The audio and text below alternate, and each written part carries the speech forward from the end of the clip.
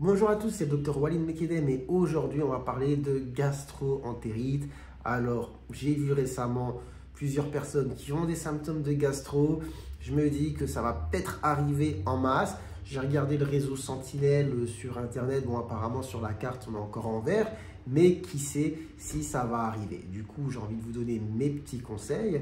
Alors, premier conseil, c'est comment essayer de l'éviter, cette gastro-entérite. Donc, il faut savoir que ça s'attrape par les mains, par le contact. Et dans les grandes villes, s'il y a quelque chose déjà sur lequel j'ai envie de parler et sur lequel il faut faire attention, vous devinez peut-être de quoi je vais parler, ce sont les bars. Les bars, lesquels? Les bars dans les transports en commun, les bars de métro, les bars dans le bus. Finalement, toutes les autres interfaces aussi où les gens sont passés avant vous et ont mis leurs mains. Franchement, les barres de métro, est-ce que vous êtes comme moi? Alors des fois, je me dis, je suis un petit peu trop rigide, mais sincèrement, quand je suis devant la barre, j'ai pas envie de mettre la main dessus. Donc, je fais tout pour l'éviter, mais bon, des fois, on n'a pas le choix. Du coup, si vous pouvez éviter de mettre les mains dessus, si vous arrivez à avoir un siège, tant mieux. Mais parfois, c'est pas facile. Parfois, donc, vous n'avez pas le choix. Franchement, si vous avez des gants, ça peut être une bonne idée, mais ça ne vous protégera pas non plus à 100% parce que finalement, on sait comment ça se passe. Vous avez les gants, vous touchez la barre. Dans la foulée, même avec les gants, vous vous touchez le visage. Bon, mais dans l'idée, il faut essayer d'éviter d'avoir la main sur la barre et 30 secondes plus tard, la main sur le visage. Cependant, ce qui est intéressant à avoir, c'est d'avoir du gel hydroalcoolique. Et si voilà, vous êtes retrouvé dans le métro, dans le bus, vous avez touché la barre, et bien dans la foulée, vous mettez une bonne dose de gel hydroalcoolique. Et attention, quand on met du gel hydroalcoolique sur les mains, c'est pas on met 2-3 gouttes et on fait ça, d'accord? Il faut quand même mettre une bonne dose dans le creux de la main, histoire de remplir un petit peu, vous voyez, ce creux. Et après, on se frictionne bien les mains, devant, derrière, entre les doigts. On fait bien le pouce, comme ça, et un petit peu les poignets. Et aussi, j'oubliais, les ongles, vous frottez comme ça. Donc, c'est assez rapide, mais vous essayez de bien nettoyer toutes les zones des mains. Je parlais des barres de métro, mais on va parler aussi de toutes les autres interfaces où vous vous dites qu'il y a probablement des centaines de personnes qui ont mis les doigts avant vous. Par exemple, le distributeur pour retirer des sous ou un endroit où vous avez payé avec votre carte bleue, vous avez fait un code. Enfin bref, il ne faut pas non plus devenir parano-hypocondriaque, mais c'est juste avoir ce réflexe finalement de base. Tout le monde devra avoir un petit flacon de gel hydroalcoolique. Je vous avoue, même moi, j'en ai pas. Faudrait que, enfin, j'en ai dans le cabinet, mais je veux dire, j'en ai pas dans ma poche de mon manteau. Faudrait que je m'en procure.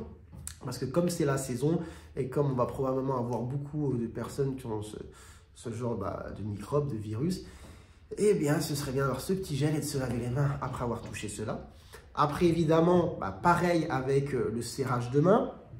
Vous ne savez pas la personne qui vous a serré la main, si elle est malade ou elle n'est pas malade. Peut-être qu'elle l'est, mais elle n'a pas encore de symptômes. En tout cas, qu'elle a le virus en elle, mais qu'elle n'est pas encore symptomatique. Donc, pareil, l'idée, c'est pas non plus d'être parano-hypocondriaque, mais en période d'épidémie de gastro, eh bien, c'est quand même bien de pouvoir se laver les mains. Et parce que c'est vraiment la base. Franchement, en termes de mesures de prévention, je n'ai pas grand-chose de plus à dire que cela. Après, c'est plus des conseils que je vais donner quand vous êtes malade. Parce que finalement, les gens disent, quand ils ont voilà, les vomissements, la diarrhée, qu'est-ce que je dois manger? Alors moi, ma réponse, elle est simple. Il n'y a pas pour moi de régime d'éviction à faire. Il y en a qui ne seront peut-être pas d'accord avec moi.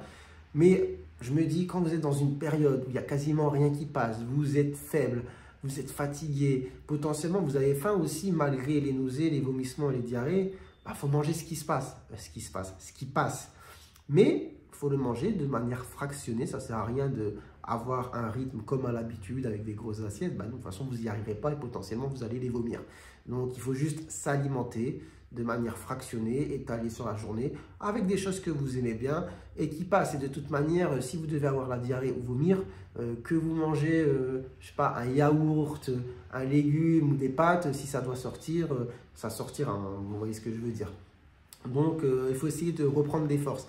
Et surtout, il faut essayer de casser le jeûne, donc c'est-à-dire que quand vous vomissez, vous avez la diarrhée, vous n'avez pas l'appétit, que vous ne mangez pas, quand vous avez un manque d'apport en glucides, eh bien, vous entrez en ce qu'on appelle en cétose de jeûne et ça entretient la nausée.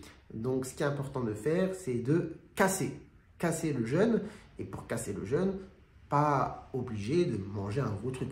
Juste avoir des petits apports sucrés, un petit jus, un petit grignotage, histoire de casser le jeûne et de s'apporter des glucides, tout simplement. Et très important aussi, ça peut paraître évident, mais c'est bien de le rappeler, bien s'hydrater. Et oui, si vous perdez beaucoup d'eau par la bouche ou par derrière, eh bien, il faut compenser. Il faut compenser, sinon vous pouvez vous déshydrater. Donc, il est important de bien boire. Donc, buvez bien, mangez de manière fractionnez ce qui vous plaît. Et puis, évitez aussi, évidemment, le contact avec les gens qui vous entourent. Attention aux mains, j'ai dit, lavez-vous bien les mains à chaque fois. Parce que c'est important de se laver les mains quand on n'est pas malade pour éviter de tomber malade. Mais c'est important aussi de laver régulièrement quand on est malade, d'accord, pour ne pas en mettre un peu partout. Voilà un petit peu mes conseils par rapport à la gastro-entérite. J'espère que vous serez épargnés. Cependant, ce sont des choses qu'on ne contrôle pas. Même si on met toutes les mesures en place, bien parfois, voilà. Eh bien, on tombe malade, ça arrive. Mais cependant, j'espère que ces conseils vous seront utiles, que vous aurez peut-être appris des choses, que cette vidéo vous aura plu. Si c'est le cas, n'hésitez pas à la liker, à commenter, pourquoi pas vous abonner d'ailleurs si vous découvrez la chaîne. Et sur ce, moi je vous dis prenez soin de vous, prenez soin de votre santé et à très bientôt, je l'espère, pour de nouvelles vidéos. Allez, ciao ciao.